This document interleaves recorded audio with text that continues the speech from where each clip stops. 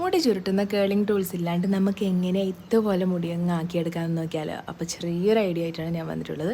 അപ്പോൾ അതിനായിട്ട് നമുക്ക് രാത്രി ഇതേപോലെ മുടി നല്ല രീതിയിൽ ചീക്കെല്ലാം കളഞ്ഞിട്ട് സെൻറ്റർ പാർട്ടീഷൻ എടുത്തിട്ട് ഒരിത്തിരി വെള്ളം നമുക്കൊന്ന് മുടിയിലോട്ടൊന്ന് സ്പ്രേ ചെയ്യാം.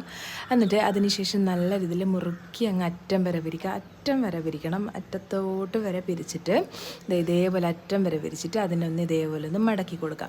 മടക്കി ഒരു 2-3 മടക്ക് കഴിഞ്ഞാൽ നമുക്കൊരു സ്ക്രഞ്ചിയോ അങ്ങനെ എന്തെങ്കിലും ഇട്ടിട്ട് ടൈറ്റാക്കി കെട്ടിയിട്ട് ഇതേ നല്ല രീതിയിൽ ടൈറ്റാക്കിയിട്ടുള്ളത് എന്നിട്ട് കിടന്നിട്ട് ഉറങ്ങാം.